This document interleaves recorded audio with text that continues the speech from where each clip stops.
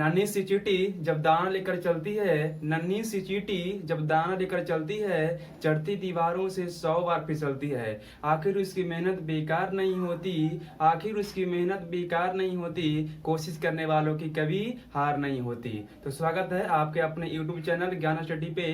तो चलिए हम लोग इस वीडियो में जानेंगे भारतीय संविधान की विशेषताएं के बारे में। भारतीय संविधान की क्या विशेषताएं हैं, तो जो भी आपके सामने लिखा हुआ है प्रत्येक पॉइंट पर हम जो है अच्छी तरह से डिस्कस करेंगे। तो आप वीडियो पे बने रहिएगा, ठीक है ना। प्रत्येक पॉइंट पे हम अच्छी तरह से डिस्कस करेंगे, तो आप देख सकते हैं, ठीक है ना। तो चलिए हम लोग शुरू करते हैं भारतीय संविधान की विशेषता।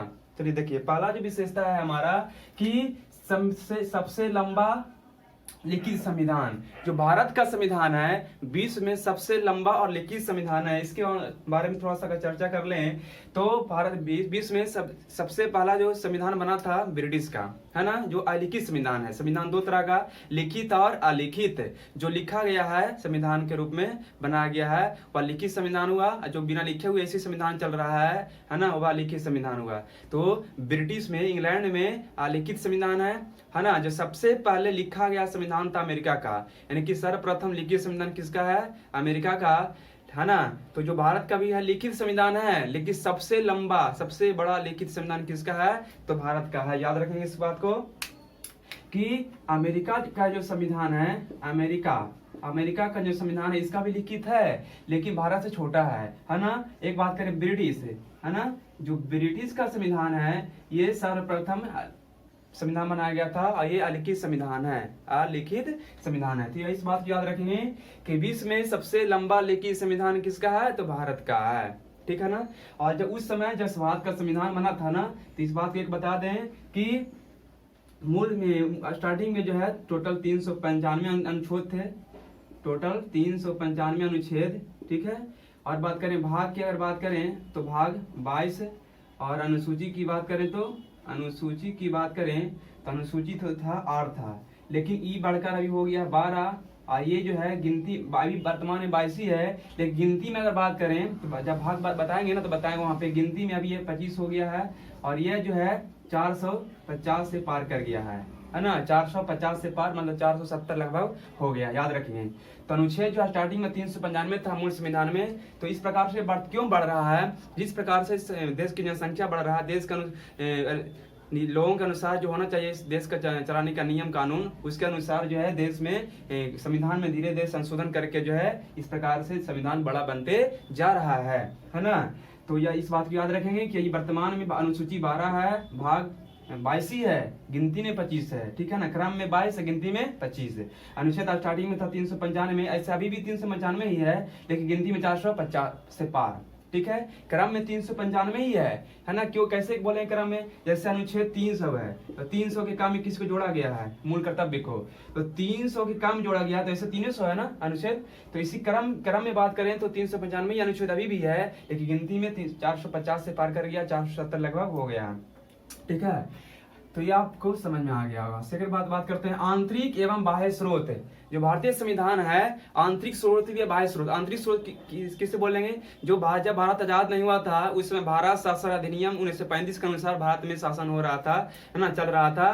तो भारत शासन अधिनियम के द्वारा बहुत सारे पॉइंट आए, है ना। सबसे ज्यादा भारत शासन अधिनियम, एग्जाम में क्वेश्चन आएगा कि भारतीय संविधान में सबसे ज्यादा स्रोत कहाँ से आए हैं? तो भारत शासन अधिनियम 1935 से आए हैं, है ना, सबसे ज्यादा स्रोत। तो ये आंतरिक स्रोत हो गया, क्योंकि भारत के अंदर ही शासन इसके द्वारा हो रहा था, इसी से संविधान में बात को लिखा गया है। तो सबसे ज्यादा भारत शासन अधिनियम 1935 से आया है ना, भारत शासन अधिनियम 1935 से। अब बाह्य स्रोत किसको बोलते हैं? जो विदेशी स्रोत, दूसरे देशों के संविधान से जो स्रोत आए हैं भारतीय संविधान में, उसको हम लोग बाह्य स्रोत बोलेंगे, है ना, विदेशी स्रोत बोलेंगे, है ना। जैसे एग्जाम्पल देते हैं कि संविधान की जो प्रस्तावना का अवधारणा है, प्रस्तावना का अवधारणा कहाँ से आया? अमेरिका से आया। लेकिन प्रस्तावना का जो भाषा है ऑस्ट्रेलिया से आया। मूल कर्तव्य कहाँ से? तो रूस से। राज्य के नीति निर्देशक तत्व कहाँ से आया? तो आयरलैंड से आया। मौलिक अधिकार कहाँ से आया? अमेरिका से आया, है ना। तो इस प्रकार से जो भारतीय संविधान में कुछ पॉइंट से तथ्य हैं कहाँ से विदेशों से लिए गए हैं, उसको बोलते हैं विदेशी स्रोत, बाह्य स्रोत, ठीक है। तो इसके बारे में हम स्पेशल वीडियो की चर्चा करेंगे, ठीक है ना। स्रोत कहाँ से क्या आया है उसके बारे में। तो फिलहाल हाँ देखिए, इस समझ में आपको आ गया कि आंतरिक स्रोत है बाह्य स्रोत। अब बात करते हैं कि नम्यता एवं अनियमितता का मिश्रण का मतलब क्या हुआ। नम्यता एवं अनियमितता का मिश्रण का मतलब बता दें कि लचीला तथा कठोर का मिश्रण। मतलब भारतीय संविधान का जो संविधान है लचीला तथा कठोर दोनों का मिश्रण है। मतलब कुछ ऐसे प्रावधान जहाँ पे बहुत आसानी से उसका काम संशोधन हो जाता है ना, चेंज हो जाता है। कुछ ऐसा जिसको मतलब कठोर पूर्वक बहुत ही दिक्कत होता है ना। तो लचीला तथा कठोर का मतलब ये हुआ कि संसद के द्वारा किसी कानून को, किसी विधेयक को पास बहुत आसानी से हो जाता है, किसी विधेयक को पास बहुत समस्या से गुजरना पड़ता है ना, प्रॉब्लम से। तो लचीला तथा कठोर दोनों का मिश्रण है भारत का संविधान, ठीक है ना, इस बात को याद रखेंगे हम लोग। तो चौथा जो है स्वतंत्रता एवं निष्पक्ष न्यायपालिका। भारत में जो न्यायपालिका है अपने आप में स्वतंत्र है, निष्पक्ष। निष्पक्ष के मतलब किसी के पक्ष में नहीं, निष्पक्ष किसी के पक्ष में नहीं। तो भारत को जो संविधान में न्यायपालिका है ना, अपने आप में स्वतंत्र है। और ये इस प्रकार से काम करती है न्यायपालिका। एक होता सुप्रीम कोर्ट, एक होता हाई कोर्ट, एक होता डिस्ट्रिक्ट कोर्ट, है ना। तो इस प्रकार से काम करती है ना। सबसे नीचे डिस्ट्रिक्ट कोर्ट होता है। अगर डिस्ट्रिक्ट कोर्ट में किसी को न्याय नहीं मिलता है तो हाई कोर्ट में नहीं तो सुप्रीम कोर्ट में, है ना। तो अपने आप में स्वतंत्र होता है। न्यायपालिका को कार्यपालिका से अलग रखा गया है। कार्यपालिका को कार्यपालिका से अलग रखा गया इसलिए ताकि अगर कार्यपालिका से अलग नहीं रहेगा तो सरकार जो भी करेगा अपने मन से करेगा, उसके प्रति कुछ एक्शन नहीं लिया जाएगा। तो कार्यपालिका अपने आप में स्वतंत्र है, किसी के प्रति भी कुछ जो भी नहीं फैसला सुनाएगा, है ना, सच्चा ही फैसला सुनाएगा। तो कार्यपालिका न्यायपालिका जो है अपने आप में क्या है, स्वतंत्र है। न्यायपालिका स्वतंत्र एवं निष्पक्ष न्यायपालिका भारत में है, अपने आप में स्वतंत्र है, ठीक है। पांचवा जो है सार्वभौमिक मताधिकार। सार्वभौमिक मताधिकार के बारे में बात करें कि भारतीय नागरिक को सभी को अपने आप को मताधिकार देने का प्राप्त है ना। स्वतंत्र देने का मतलब कि जाति, लिंग, पुरुष, धर्म के आधार पर जो है वोट देने के मामले में भेदभाव नहीं किया जाना चाहिए, भारतीय संविधान में बताया गया है। इसकी चर्चा जो है डिटेल में बोल सकते हैं। इसकी चर्चा जो है आर्टिकल 326 है। आर्टिकल 326 में क्या कहा गया है, इसके बारे में चर्चा विशेष रूप से है कि लोगों को अपना मत देने का अधिकार है। इसमें भेदभाव नहीं होना चाहिए, जाति के आधार पर, लिंग के आधार पर, पुरुष का धर्म के आधार पर भेदभाव नहीं होना चाहिए। और जब स्टार्टिंग में जो है इसमें 21 बरस बताया गया था कि लोगों का जब 21 बरस हो जाएगा तो वह वोट देने का उसका अधिकार हो जाएगा, है ना। तो 21 बरस था। लेकिन अगर बात करें कि एक संशोधन हुआ, वह संशोधन हुआ था 61वां संवैधानिक संशोधन 1989। 61वां संवैधानिक संशोधन 1989 के द्वारा ये बताया गया कि 21 बरस नहीं होना चाहिए, ये आयु जो होना चाहिए 18 बरस होना चाहिए। कितना बरस होना चाहिए, 18 बरस। तो इस बात को याद रखेंगे। 1989 में जो है उम्र 21 बरस को घटाकर वोट देने का अधिकार कितना कर दिया गया, 18 वर्ष कर दिया गया है। कौन सा संशोधन था, 61वां संवैधानिक संशोधन के द्वारा कब किया गया, 1989 में किया गया। तो इस बात को हम लोग याद रखेंगे, ठीक है ना। छठा जो विशेषता है धर्मनिरपेक्ष या पंथ निरपेक्ष। मतलब क्या हुआ कि भारतीय संविधान किसी विशेष राज्य को मान्यता नहीं देता, किसी विशेष धर्म को मान्यता नहीं देता है। भारत में सभी धर्मों को समान मान्यता दिया गया है। भारतीय संविधान में सभी धर्मों को समान मान्यता दिया गया है, किसी विशेष धर्म को मान्यता नहीं दिया गया है। इस बात को याद रखेंगे। धर्मनिरपेक्ष या पंथ निरपेक्ष का मतलब ये प्रस्तावना में पंथ निरपेक्ष की चर्चा है, लेकिन दोनों का मतलब एक ही निकलता है। धर्मनिरपेक्ष या पंथ निरपेक्ष, सभी धर्मों को समान मान्यता दिया गया है भारतीय संविधान में। अगली बात करते हैं केंद्र एवं राज्यों के बीच शक्ति का बंटवारा। केंद्र एवं राज्यों के बीच शक्ति का बंटवारा की अगर बात करें तो शक्ति का बंटवारा किस प्रकार से होता है, हम इसकी बात में थोड़ा सा चर्चा कर लेते हैं। शक्ति का बंटवारा के मतलब हुआ कि राज्य किस प्रकार से अपना काम करेगा, केंद्र किस प्रकार से अपना काम करेगा। तो शक्ति का बंटवारा जो है सूची के अनुसार होता है। शक्ति का बंटवारा सूची, जैसे बोले सूची जो होता है मुख्य रूप से 3 प्रकार का होता है, लेकिन ऐसे 4 होते हैं, है ना। एक होता है संघ सूची, एक होता है संघ सूची, एक होता है राज्य सूची, एक होता है संवर्ती सूची, संवर्ती सूची। लेकिन एक जो है अपशिष्ट सूची है, अपशिष्ट सूची। अपशिष्ट सूची के बारे में बात करें तो इसमें जो है तीनों के अलावा जो बच गया उसको अपशिष्ट सूची में रखा गया। और इस पर जो है कानून बनाने का अधिकार केवल केंद्र सरकार को है, केवल किसको है, केंद्र सरकार को रहता है। और इसमें भी कानून बनाने का अधिकार किसको है, तो केंद्र सरकार को है। इसमें जो है राज्य सरकार को कानून बनाएगा, इसमें दोनों बनाएगा, राज्य सरकार केंद्र सरकार दोनों कानून बनाएगा इस पर।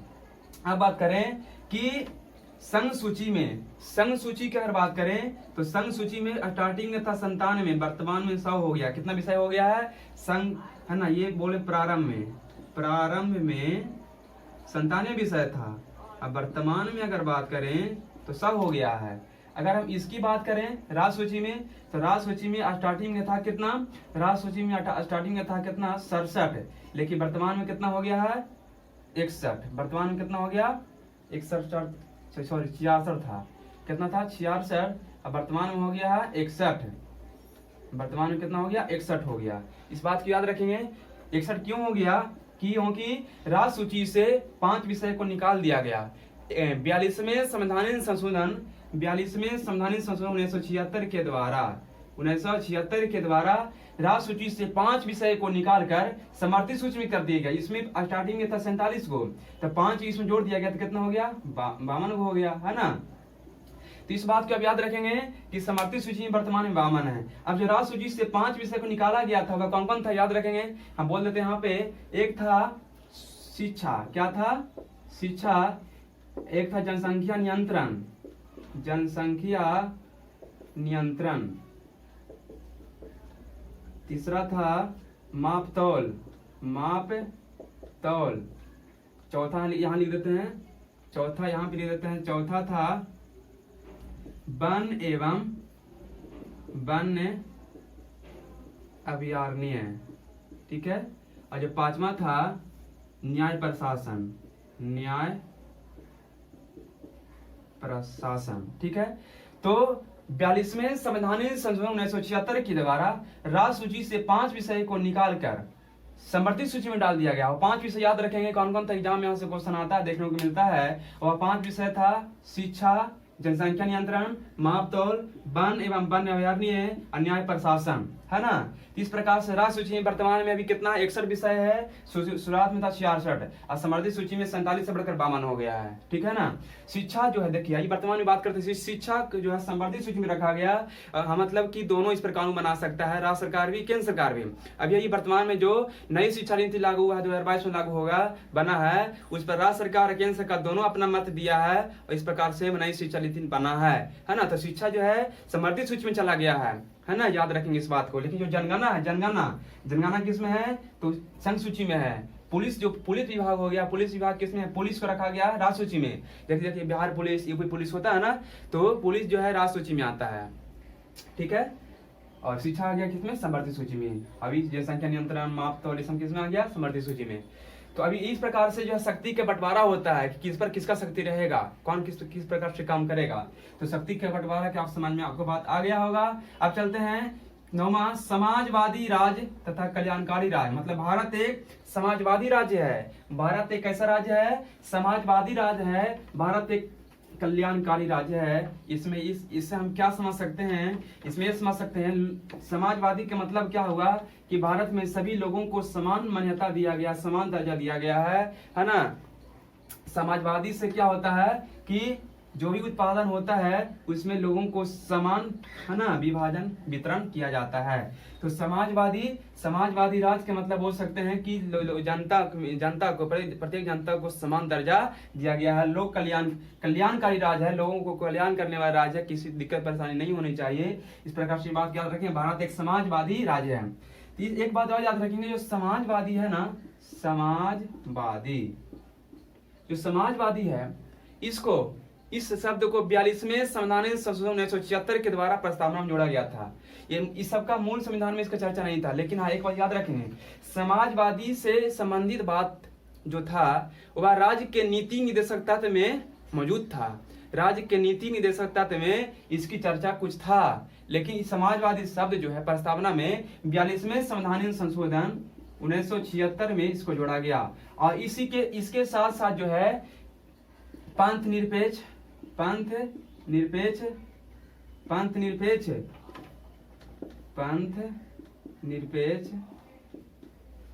एक था एकता एवं अखंडता, एक हो गया समाजवादी। मतलब प्रस्तावना में 42वें संवैधानिक 1976 के द्वारा 3 शब्द जोड़ा गया था, पंथ निरपेक्ष, एकता एवं अखंडता, समाजवादी, तीनों शब्द को जोड़ा गया था, ठीक है ना। तो हम यहाँ पे समाजवादी के बारे में पढ़ रहे हैं। तो समाजवादी की चर्चा मूल संविधान में ऐसे नहीं था, लेकिन समाजवादी का जो इसके बातों से संबंधित जो तथ्य था, ये राज्य के नीति निदेशक तत्व में इसकी जानकारी मौजूद था मूल संविधान में ही, लेकिन इसको समाजवादी शब्द जोड़ा गया, किस कब जोड़ा गया? 1976 में प्रस्तावना में जोड़ा गया है ना। प्रस्तावना टॉपिक में आपको बता दिया गया है, देख लीजिएगा जाकर। तो समाजवादी समझ में आ गया। बात करते हैं आपातकालीन प्रावधान। आपातकालीन प्रावधान के बारे में अगर बात करें तो भारत में 3 तरह का आपातकालीन प्रावधान होता है। 3 तरह का आपातकालीन प्रावधान है। अगर हम बात करें आपातकालीन प्रावधान का, आपातकालीन प्रावधान, तो ये 3 तरह का होता है, ठीक है ना। एक होता है राष्ट्रीय आपातकाल, राष्ट्रीय आपातकाल, एक होता है राज्य आपातकाल, राज्य स्तर का, एक होता है वित्तीय आपातकाल, वित्तीय आपातकाल। तो इस प्रकार से हम देखिए, ध्यान से समझिएगा यहाँ पे कि जब देश में राष्ट्रीय आपातकाल क्या है। अगर राष्ट्रीय आपातकाल की अगर बात करें तो जब देश में विदेशी आक्रमण होता है या कि कोई युद्ध छिड़ जाता है और देश में अशांति फैल जाता है, तो उस क्रम में राष्ट्रीय आपातकाल लगाया जाता है आर्टिकल 356 के अनुसार। आर्टिकल 352 के तहत राष्ट्रीय आपातकाल लगाया जाता है जब देश में अशांति फैल जाए। कब? जब युद्ध विदेशों से दूसरे देश से युद्ध हो जाए या कोई दूसरा देश भारत पर आक्रमण कर दे और देश में अशांति आ जाए, तो उस समय जो है राष्ट्रीय आपातकाल लागू होता है। और अभी तक जो है देश में भारत में 3 बार है ना, भारत में 3 बार राष्ट्रीय आपातकाल लागू हो चुका है ना। इस बात को याद रखें। अगर इसकी हम बात करें राज्य आपातकाल की, जिसे हम बोलते हैं राष्ट्रपति शासन लग गया। जब ये राजकीय आपातकाल लगता है ना, जब राजकीय आपातकाल लगता है तो हम लोग बोलते हैं कि राष्ट्रपति शासन लागू हो गया है। तो राजकीय आपातकाल में क्या होता है, ये दो तरह का होता है। एक जो संविधान में बात जो लिखा गया है, संविधान के अनुसार अगर कोई राज्य का शासन नहीं कर रहा है, उससे उल्लंघन कर रहा है, तो उस कंडीशन में जो है अनुच्छेद 356 के अनुसार, आर्टिकल 356 के अनुसार वहां पे राष्ट्रपति शासन लागू हो जाता है। राष्ट्रीय आपातकाल लागू हो जाता है, जिसका हम राष्ट्रपति शासन कहते हैं। दूसरी बात, ये पहला कंडीशन हुआ। दूसरी कंडीशन क्या हुआ कि केंद्र सरकार है ना, केंद्र सरकार जो नियम आदेश दे रहा है राज्य सरकार को कि ऐसे राज्य चलाइए, अगर उसके नियमों का अगर आदेशों को उल्लंघन करता हो तो उस कंडीशन में आर्टिकल 365 के अनुसार राज्य में राष्ट्रपति शासन लागू हो जाता है। तो राजकीय आपातकाल 2 कंडीशन में लगता है, 2 अनुच्छेद में इसकी चर्चा है, 356 और 365 में। इस बात को याद रखेंगे। 356 कब लगेगा? 356 जब लगेगा जब संविधान के नियमों के अनुसार राज्य शासन नहीं कर रहा हो, उस समय 356 के अनुसार राजकीय आपातकाल लगेगा, जिसे हम लोग राष्ट्रपति शासन कहते हैं। और 365 के अनुसार कब लगेगा राष्ट्रपति शासन? जब जो है राज्य सरकार जो है केंद्र सरकार के आदेशों का पालन नहीं करेगा, जो बोल से रहा है उसका पालन नहीं करेगा, तो उस समय 365 के अनुसार राजकीय आपातकाल लगेगा, यानी कि राष्ट्रपति शासन लागू हो जाएगा और सारी शक्ति राष्ट्रपति के हाथ में चला जाएगा, है ना। राज्य सरकार कुछ नहीं कर सकता है। इस प्रकार से राजकीय आपातकाल। वित्तीय आपातकाल के बारे में आगे बात करें तो वित्तीय आपातकाल की जो चर्चा किया गया है, वित्तीय आपातकाल के बारे में अगर बात करें तो आर्टिकल 360 में इसकी चर्चा है। वित्तीय आपातकाल कब लगता है? तो ये बात करें आर्टिकल 360 में, जब देश की जो है आर्थिक स्थिति खराब होने लगती है तो वित्तीय आपातकाल लग जाता है। आर्टिकल 360 में इसकी चर्चा है, इस बात की याद रखेंगे। तो बहुत ही पॉइंट यहाँ से बनता है कि अभी तक भारत में कितने बार राष्ट्रीय आपातकाल लग चुका है? तो 3 बार। और इसके राष्ट्रीय आपातकाल की चर्चा कितने अनुच्छेद में है? अनुच्छेद 352 में राजकीय आपातकाल 356 और 365 के अनुसार, और वित्तीय आपातकाल 360 के अनुसार। ठीक है। तो आपातकाल का प्रावधान भारत में अब है, भारतीय संविधान की बहुत प्रमुख विशेषता है ना। इस बात का हमको समझ में आ गया हम लोगों को। अब चलते हैं संशोधन का प्रावधान। संशोधन का प्रावधान के बारे में अगर बात करें तो भारतीय संविधान में संशोधन का जो प्रावधान है आर्टिकल 368 के अनुसार, आर्टिकल 300 कितना में चर्चा किया गया है?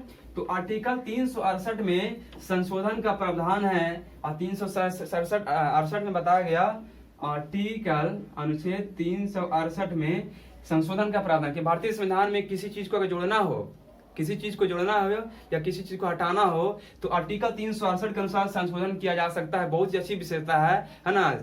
देश के विकास को देखते हुए किस प्रकार से भारतीय संविधान होना चाहिए, तो इसमें कुछ जोड़ भी सकते हैं, हटा भी सकते हैं, है ना। किसके अनुसार? आर्टिकल 368 के अनुसार। और संशोधन होता है 3 तरह से होता है। एक साधारण बहुमत से, एक होता है साधारण बहुमत से, लोकसभा में जो पारित हुआ, राज्यसभा में पारित हो गया तुरंत, ऐसा है ना। एक होता है विशेष बहुमत से, विशेष बहुमत से संशोधन, और एक जो होता है बहुत ही कठोर प्रक्रिया द्वारा, कठोर प्रक्रिया द्वारा। तो याद रखेंगे संशोधन 3 तरह से होता है ना संविधान में, साधारण बहुमत से, विशेष बहुमत से और कठोर प्रक्रिया द्वारा। और आर्टिकल कितने में चर्चा है इसकी? 368 के द्वारा। और एक बात याद रखेंगे, भारत में, भारतीय संविधान में सबसे प्रथम पहली बार संशोधन कब हुआ था? तो पहली बार संशोधन हुआ था 1951 में। किसके द्वारा हुआ था? तो संविधान सभा के द्वारा हुआ था। उसमें संसद नहीं था, बना था, है ना। तो संविधान सभा के द्वारा सर्वप्रथम जो है 1951 में ही पहली बार संशोधन हुआ था। अब प्रथम संवैधानिक संशोधन में क्या जोड़ा गया था? अनुसूची 9 को जोड़ा गया था। अनुसूची किसको जोड़ा गया था? 9 को जोड़ा गया था, जिसमें भूमि सुधार संबंधी कानून की चर्चा किया गया था, है ना। अब बात करते हैं संविधान की सर्वोच्चता पर। संविधान की सर्वोच्चता के मतलब क्या हुआ कि जो भारत का संविधान है सबसे उच्च है ना। भारत में संविधान की मान्यता बहुत ऊंचा दिया गया है, इससे कोई ऊंचा नियम कानून नहीं हो सकता है। संविधान का सबको पालन करना है। तो संविधान की सर्वोच्चता मतलब संविधान में जो नियम कानून बनाया है उसी के अनुसार सबको शासन करना है ना, सभी को आगे बढ़ना है, ठीक है ना। तो संविधान की सर्वोच्चता मतलब ऐसे समझ सकते हैं कि जो इस प्रकार से भारत में शासन चलता है कि जो नीचे से ऊपर की ओर ये हाई कोर्ट, सॉरी ये सुप्रीम कोर्ट, हाई कोर्ट और डिस्ट्रिक्ट कोर्ट। तो इस प्रकार से ये सर्वोच्चता के मतलब क्या हुआ कि इसके ऊपर ये है, इसके ऊपर ये है ना। सर्वोच्चता इस प्रकार से काम करता है भारतीय संविधान में। तो भारत के संविधान ये विशेषता है कि सर्वोच्चता, भारतीय संविधान की क्या सर्वोच्चता बहुत अच्छी विशेषता है। अब बात करते हैं एकल नागरिकता की। एकल नागरिकता क्या भारत में कैसी नागरिकता है? एकल नागरिकता। अगर हम नागरिकता की अगर बात कर लें, नागरिकता की बात करें, इसकी चर्चा जो है भाग 2 में है। भाग कितने में है? 2 में। नागरिकता की चर्चा कितने में है? भाग 2 में है। और ये बात कर लें कि नागरिकता जो है एक होता है एकल नागरिकता, एक होता है दोहरी नागरिकता, ठीक है, और एक होता है तिहरी नागरिकता, तिहरी नागरिकता। अब इसका मतलब क्या हुआ? एकल नागरिकता के मतलब कोई व्यक्ति जिस स्थान पर रह रहा है वह व्यक्ति उसी स्थान का नागरिक केवल कहलाएगा, है ना। जैसे भारत में कोई भी लोग भारत में अगर रह रहा है तो सिर्फ वो भारत का नागरिक कहलाएगा। ऐसा नहीं कि बिहार में रह रहा है तो बिहार का नागरिक कहलाएगा, नहीं। अगर भारत देश में है तो अब भारतीय नागरिक कहलाएगा। लेकिन बात करें दोहरी नागरिकता की एग्जाम्पल है अमेरिका। अमेरिका में कैसी नागरिकता है? दोहरी। एकल नागरिकता क्या हो गया? भारत में। लेकिन तिहरी नागरिकता की एग्जाम्पल है स्विट्जरलैंड, स्विट्जरलैंड। स्विट्जरलैंड में कौन सी नागरिकता है? तो याद रखेंगे स्विट्जरलैंड में कौन सी नागरिकता है? तिहरी नागरिकता है। याद रखें बहुत इंपॉर्टेंट पॉइंट है, वह कौन सा देश है जहां तिहरी नागरिकता है? तो स्विट्जरलैंड, है ना। दोहरी नागरिकता का मतलब क्या हुआ कि जैसे अमेरिका में कोई व्यक्ति रह रहा है, जैसे भारत का कोई व्यक्ति गया अमेरिका में, तो अमेरिका में जाने के बाद जो है वह अमेरिका का भी नागरिक कहलाएगा, अब भारत का भी नागरिक कहलाएगा। लेकिन भारत की बात करें कि अमेरिका का व्यक्ति अगर भारत में आया है तो वह जो है केवल भारत के नागरिक कहलाएगा, क्योंकि यहाँ एकल नागरिकता है ना। और कब कहलाएगा भारत का नागरिक? जब भारत का नागरिक की वह भारत का नागरिक उससे नागरिकता प्राप्त हो जाएगा। तो नागरिकता प्राप्त करने का भी कई नियम है। 5 विधि के द्वारा भारत में नागरिकता प्राप्त की जाती है। जन्म के आधार पर, है ना, जन्म के आधार पर इसका हम चर्चा स्पेशल करेंगे कि किस आधार पर जो नागरिकता चर्चा किस आधार पर भारत में नागरिकता को प्राप्त किया जाता है ना। स्पेशल वीडियो इसका हम चर्चा करेंगे। इस पर कहाँ याद रखेंगे कि भारत में नागरिकता प्राप्त करने के लिए, भारत में नागरिकता प्राप्त करने के लिए 5 विधि है, इसकी चर्चा में स्पेशल करेंगे, ठीक है। तो यहाँ पे सिर्फ यही याद रखना है कि भारत में कौन सी नागरिकता है? तो भारत में एकल नागरिकता है, अमेरिका में दोहरी नागरिकता है, स्विट्जरलैंड में तिहरी नागरिकता है, ठीक है ना। अब बात करते हैं मौलिक अधिकार की। अब हम लोग बात करते हैं किसकी? मौलिक अधिकार की चर्चा करते हैं। मौलिक अधिकार की अगर चर्चा करें तो मौलिक अधिकार में बताएं कि मौलिक अधिकार की चर्चा, मौलिक अधिकार की चर्चा भाग 3 में किया गया है। कितने में किया गया है? 3 में। मौलिक अधिकार की चर्चा हमारे संविधान के भाग 3 में किया गया है। और बात करें मूल संविधान में, मूल संविधान में मौलिक अधिकार टोटल कितने थे? 7 थे। कितने थे? 7। लेकिन जो एक मौलिक अधिकार है 7वां, उसे हटा दिया गया। क्या हटाया गया, इसकी बात कर लेते हैं। तो जो 7 मूल अधिकार था, एक मौलिक अधिकार को हटा दिया गया 94वां संवैधानिक संशोधन 1978 के द्वारा। 1978 के द्वारा 94वां संवैधानिक संशोधन 1978 के द्वारा संपत्ति के मूल अधिकार संपत्ति के मूल अधिकार को हटा दिया गया और इसे क्या बना दिया गया? इसे बना दिया गया कानूनी अधिकार के रूप में अनुच्छेद आर्टिकल 300 के काम में जोड़ दिया गया। 300 के काम में जोड़ दिया गया। इस बात याद रखेंगे कि 94वां संवैधानिक संशोधन 1978 के द्वारा संपत्ति के मूल अधिकार को हटा दिया गया, उसे कानूनी अधिकार बना दिया गया और आर्टिकल 300 के काम में जोड़ दिया गया। इस बात को याद रखेंगे कि आर्टिकल 300 के काम में जोड़ा गया किसको? तो संपत्ति के कानूनी अधिकार को जोड़ दिया गया। ठीक है, इससे किस रूप में पहले था? तो संपत्ति के मूल अधिकार को रूप में। तो हम यहाँ से एक ही बात, बहुत यहाँ पे क्वेश्चन बना कि मौलिक अधिकार की चर्चा किस भाग में? भाग 3 में। शुरुआत में मौलिक अधिकार कितने थे? 7। वर्तमान में कितने हैं? तो 6, है ना। तो कौन से मौलिक अधिकार हट गया? संपत्ति का मौलिक अधिकार हट गया। कब हटा? 1978 में। किस संशोधन के द्वारा? 94वां संवैधानिक संशोधन के द्वारा। तो संपत्ति के मूल अधिकार को किस रूप में बदला गया? तो कानूनी अधिकार के रूप में। कहाँ जोड़ा गया? अनुच्छेद 300 के काम में जोड़ा गया। तो इसकी जानकारी इतना हमको मिल गया। यहाँ से क्वेश्चन इस प्रकार से बना। अब देखते हैं राज्य के नीति निर्देशक तत्व। राज्य के नीति निर्देशक तत्व के बारे में अगर चर्चा करें तो इसकी जो चर्चा है भाग 4 में है। भाग कितने में है? 4 में। राज्य के नीति निर्देशक की चर्चा जो है भाग 4 में है। भाग 4 में, और इसकी जो मुख्य उद्देश्य होता है ना, लोक कल्याणकारी राज्य की स्थापना करना। लोक कल्याणकारी राज्य की स्थापना करना, इसका मतलब क्या हुआ? राज्य के नीति निर्देशक तत्व के मतलब हुआ राज्य जो है केंद्र सरकार के बताता है कि हमारे राज्य में जो इस प्रकार से चल रही है, इसके अनुसार आप नियम कानून बनाएं। ये हुआ राज्य के नीति निर्देशक तत्व, और इसका मुख्य उद्देश्य होता है लोक कल्याणकारी राज्य की स्थापना करना, है ना। ये आपको बताए थे पहले कि मूल संविधान में जो है समाजवादी का विचार जो था राज्य के नीति निर्देशक तत्व में मिलता था, है ना। ये था हमारा भाग 4 के बारे में चर्चा। ठीक है, तो राज्य के नीति, यहाँ से क्वेश्चन कितना बना कि राज्य के नीति निर्देशक तत्व, राज्य के नीति निर्देशक तत्व की चर्चा किस भाग में किया गया है? तो भाग 4 में किया गया है। इसका मुख्य उद्देश्य क्या है? तो लोक कल्याणकारी राज्य की स्थापना करना। यहाँ से इंपॉर्टेंट क्वेश्चन बनता है। अब हम लोग बात करते हैं, अब ये मूल संविधान में नहीं था, इसे जोड़ा गया है कब? इसे जोड़ा गया है 42वें संवैधानिक संशोधन 1976 के द्वारा। 42 में किस, है ना, एग्जाम में क्वेश्चन आएगा कि मौलिक कर्तव्य को कब जोड़ा गया संविधान में? 1976 में। किस संशोधन के द्वारा जोड़ा गया? तो 42वें संवैधानिक संशोधन के द्वारा जोड़ा गया। ठीक है, अब जब जोड़ा गया तो कितने थे? जब जोड़ा गया तो मूल कर्तव्य की संख्या 10 थी। कितना था? 10 था, है ना। लेकिन 10 था और किस अनुच्छेद में जोड़ा गया? इसको जोड़ा गया भाग 4 में। भाग 4 के काम में जोड़ा गया। भाग 4 के काम में, और अनुच्छेद की अगर बात करें 51 के काम में। इस बात को याद रखेंगे कि मौलिक कर्तव्य को 42वें संवैधानिक संशोधन 1976 में तो जोड़ा गया। किस भाग में जोड़ा गया? तो भाग 4 के काम में जोड़ा गया। और किस अनुच्छेद में? तो अनुच्छेद 51 के काम में जोड़ा गया।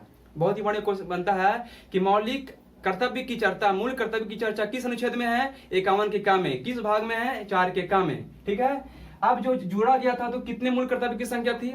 मूल कर्तव्यों की संख्या 10 थी, लेकिन वर्तमान में कितना है? 11 है। वर्तमान में जो 11 है, 11 मूल कर्तव्य कौन आया?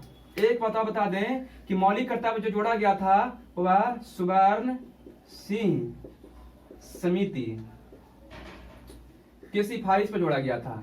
समिति का नाम क्या था? सुवर्ण सिंह समिति, है ना। 42वें संवैधानिक संशोधन 1976 के द्वारा सुवर्ण सिंह समिति के सिफारिश करने पर अनुच्छेद 51 के काम में भाग 4 के काम में जोड़ा गया मूल कर्तव्य को। उस समय 10 को जोड़ा गया था। 11 मूल कर्तव्य जो बात कर रहे हैं, टोटल वर्तमान में 11 है और 11 मूल कर्तव्य क्या है, इसको जोड़ा गया है 86 में। जो 11वां मूल कर्तव्य है, 11वां मूल कर्तव्य को 86वें संवैधानिक संशोधन 86वें संवैधानिक संशोधन 2002 के द्वारा जोड़ा गया। और वह क्या था कि 6 वर्ष से 14 वर्ष 6 वर्ष से 14 वर्ष के बच्चों को शिक्षा पाने का मूल कर्तव्य है। याद रखें कि 6 वर्ष से 14 वर्षों के तक के बच्चों को शिक्षा पाने का मूल कर्तव्य है। इसे कब जोड़ा गया, 2002 में। कब जोड़ा गया, 2002 में। और किस संशोधन के द्वारा, तो 86वें संवैधानिक संशोधन 2002 में जोड़ा गया। ठीक है, ये 11 मूल कर्तव्य है। एग्जाम में क्वेश्चन आ सकता है कि भारतीय संविधान का 11वां मूल कर्तव्य क्या है। 11वां मूल कर्तव्य यह है कि 6 से 14 वर्ष के बच्चों को शिक्षा पाने का मूल कर्तव्य है। कब जोड़ा गया, 2002 में। किस संशोधन के द्वारा, तो 86वें संवैधानिक संशोधन के द्वारा जोड़ा गया, है ना। तो हम लोग यहाँ पे मूल कर्तव्य के बारे में इतना जानकारी प्राप्त की अच्छी तरीके। यहाँ से बहुत सारा क्वेश्चन बनता है, देखते हैं कौन कौन से क्वेश्चन बना। कि मौलिक कर्तव्य की चर्चा किस अनुच्छेद में है, सॉरी किस भाग में है, तो 4 के क में। किस अनुच्छेद में, 51 के क में। कब जोड़ा गया, 1976 में। किस संशोधन के द्वारा जोड़ा गया, 42 में। किस समिति के द्वारा सिफारिश पर, वाराणसी समिति की सिफारिश पर।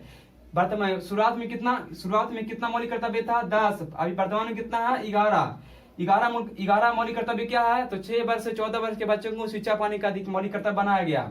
तो 11 मौलिक कर्तव्य कब जोड़ा गया, 2002 में। 11 मौलिक कर्तव्य किस संशोधन के द्वारा जोड़ा गया, 86वें संवैधानिक संशोधन के द्वारा।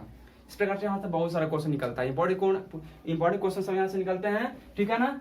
अब बात करते हैं हम लोग संसदीय शासन प्रणाली। ये बहुत ही अच्छी विशेषता है भारत की संविधान की, कि भारतीय संविधान का जो विशेषता है संसदीय शासन प्रणाली, मतलब भारत में संसदीय शासन प्रणाली है। भारतीय संविधान का संसदीय शासन प्रणाली का मतलब क्या हुआ, यह इस बात थोड़ा सा जानते हैं।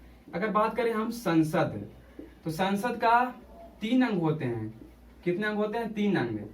एक होंगे राष्ट्रपति, ठीक है, एक होगी राज्यसभा,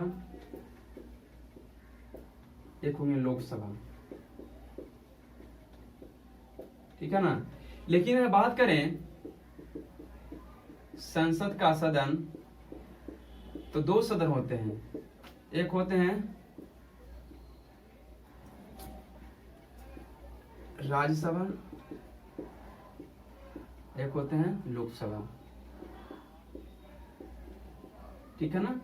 अब इस लोकसभा को निम्न सदन कहा जाता है, निम्न सदन कहा जाता है। और राज्यसभा को क्या कहा जाता है, तो इसको कहा जाता है, राज्यसभा को कहा जाता है उच्च सदन। क्या कहा जाता है, उच्च सदन। इसमें जो है प्रत्येक 2 वर्ष पर चुनाव होते रहता है। इसमें 5 वर्ष पर चुनाव होता है। तो इसमें जो चुनाव होता है प्रत्येक 2 वर्ष पर 1/6 सदस्यों को चुनाव होते रहता है। कभी खत्म, कभी भंग नहीं होता है। मतलब राज्यसभा, एग्जाम क्वेश्चन आएगा कौन सा सदन, संसद का कौन सा सदन कभी भंग नहीं होता है, तो राज्यसभा कभी भंग नहीं होता है ना। इसलिए इसको कहा जाता है अस्थायी सदन। क्या कहा जाता है, अस्थायी सदन, है ना। आइए हो गया कौन सा सदन, अस्थायी सदन। तो याद रखेंगे यहाँ पे उच्च सदन किसको कहा गया, राज्यसभा को। इसको कहा जाता है द्वितीय सदन। क्या कहा जाता है, इसको कहा जाता है प्रथम सदन। प्रथम सदन। यहाँ क्वेश्चन से बहुत सारा क्वेश्चन बनता है। प्रथम सदन किसे कहा गया, अच्छा दिख नहीं रहा है।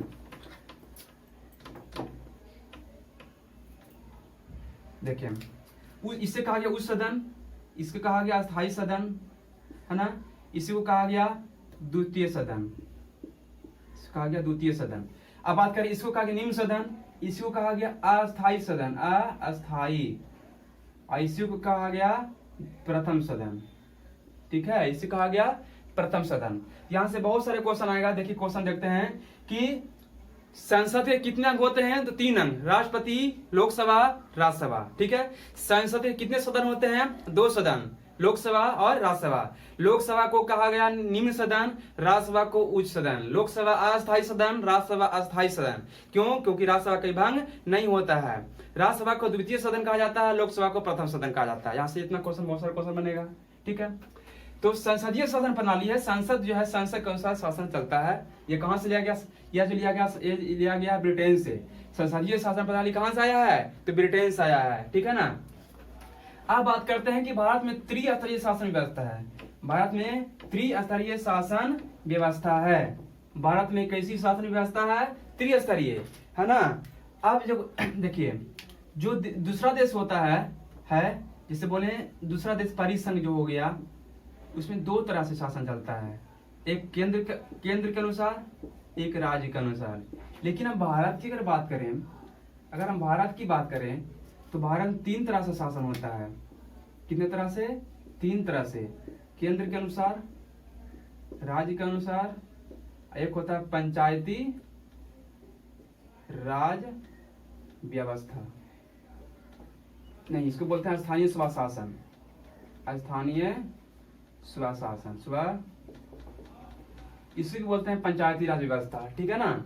अब इसको थोड़ा सा चर्चा कर लेते हैं अच्छा से। पंचायती राज व्यवस्था को पंचायती राज व्यवस्था, ये मूल संविधान में नहीं था। पंचायती राज व्यवस्था मूल संविधान में नहीं था, इसको बाद में जोड़ा गया। इसको जोड़ा गया था भाग 9 में, भाग 9 में जोड़ा गया है। और इसकी बात कर लें अनुसूची 11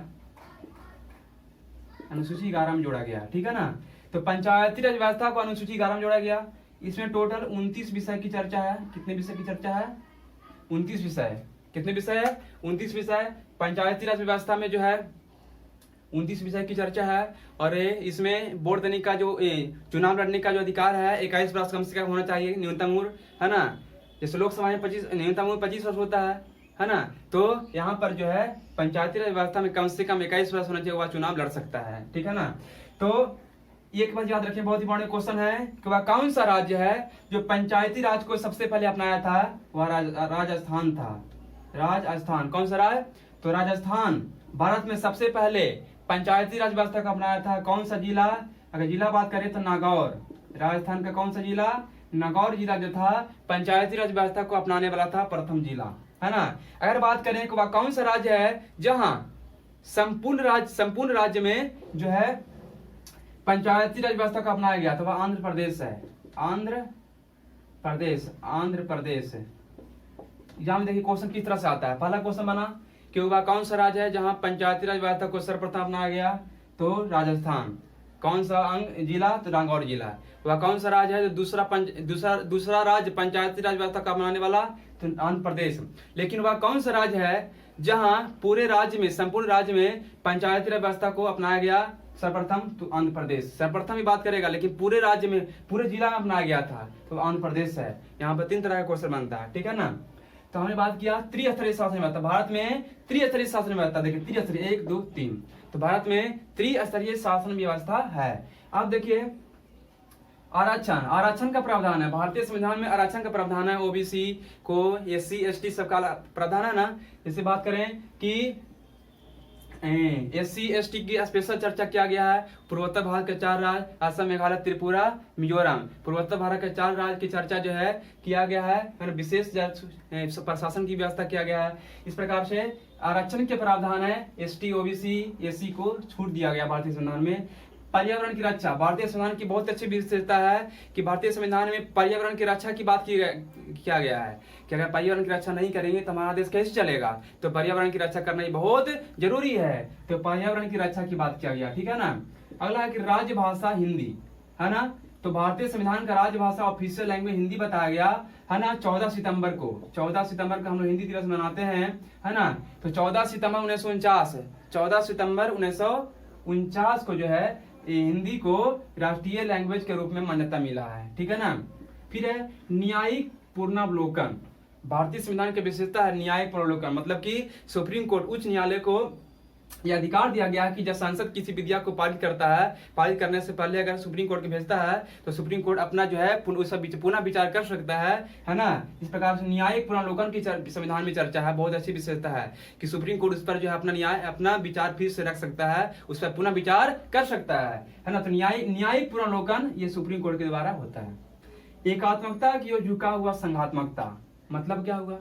एकात्मकता की ओर झुका हुआ संघात्मकता बहुत ही अच्छी विशेषता है भारतीय संविधान की, कि भारतीय संविधान जो है एकात्मकता की ओर झुका हुआ संघात्मक, मतलब भारतीय संविधान एकात्मक भी है और संघात्मक भी है। एकात्मक का लक्षण, संघात्मक का लक्षण क्या हुआ? लिखित संविधान, है ना। भारतीय संविधान लिखित ही है, तो लिखित संविधान भारतीय संविधान का संघात्मकता का लक्षण है, ठीक है ना। तो इस प्रकार से हमने अभी देखा कि एक एकात्मकता की ओर झुका हुआ संघात्मकता।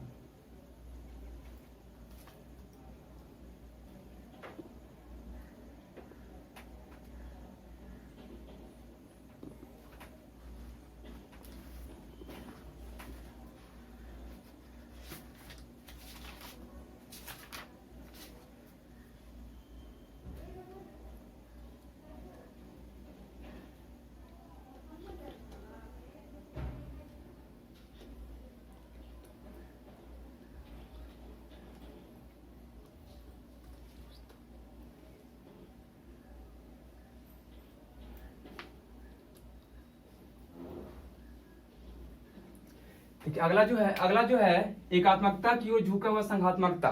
मतलब कि भारतीय संविधान जो है एकात्मक भी है और संघात्मक की। अगर बात करें एकात्मक की अगर बात करें तो एकात्मक की अगर हम बात करें, एकात्मक का लक्षण क्या है, तो एकात्मक का मतलब हुआ कि एक संविधान, भारतीय संविधान का एक ही संविधान है ना। एकात्मकता का मतलब एक संविधान, और संघात्मकता का लक्षण क्या हुआ, तो संघात्मक का लक्षण हुआ कि लिखित संविधान जो है संघात्मक लक्षण है। शक्ति का बंटवारा, केंद्र और राज्य के बीच संबंध जो है ना, सर्वोच्च अब बोल सकते हैं कि लिखित संविधान जो है किसका लक्षण है, तो संघात्मक लक्षण है ना। लेकिन जो एक संविधान है किसका लक्षण है, तो जो एक संविधान है एक किसका, एकात्मकता का लक्षण है, ठीक है।